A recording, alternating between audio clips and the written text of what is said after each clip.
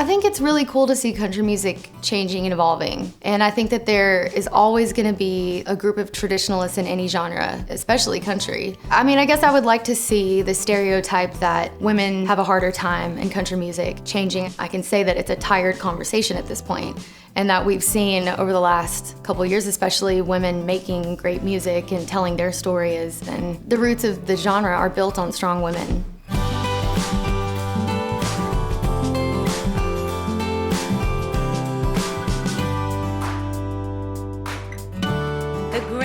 Goes to Golden Hour, Casey Musgrave. The 180 that happened at the Grammys was a really beautiful thing, but I don't necessarily want to believe that it's just because of a coalition of people wanting to right a wrong. I think it's because women are actually really talented and important as a creative perspective. There's just been countless numbers of women that have released some really amazing art. It was time for a tide to change, but there also has to be art to back that up, and there actually really is. That's just the way you make me feel. That's just the way you make me feel. That's just the way you make me feel. That's just the way you make me feel. I'm a big fan of Janelle Monáe. I think that she creates important art. I really respect anybody who is unique to themselves and isn't chasing some idea of a trend or what they think people want to stream. Even if somebody is wildly different than me and my style, I just think it's really admirable when they have the balls to be as unique as they want to be. And she's somebody that I think does that. Straight and narrow gets a little too straight. Roll up the joint or don't.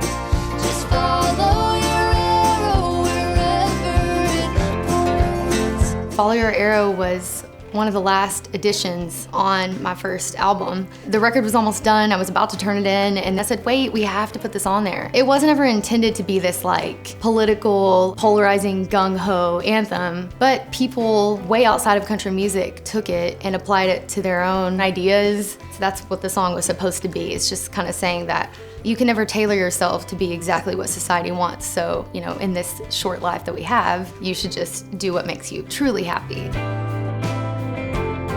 The earlier days with like my first record and that song coming out and it getting banned, I guess, from some country radio stations, when people wanted to use the term rebel in regards to me and putting out that song, I just want to say this is country music to me. Country music is about real stories and real people and real life, and this is my version of it. Yeah, there's always been a rainbow hanging over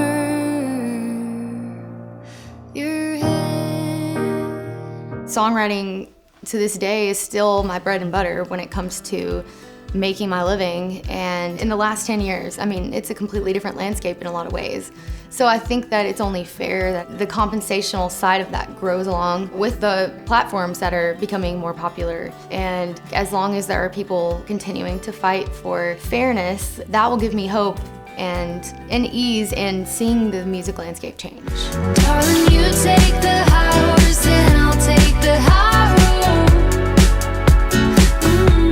These days, genre lines are so blurred. At my core, I am country. I mean, I'm from Texas and I grew up singing very Western music, and there's that common thread in my music, but I'm also inspired by a million other different kinds of things. And a lot of times I hear people say, I didn't like country music until I heard yours, and I didn't know I liked it.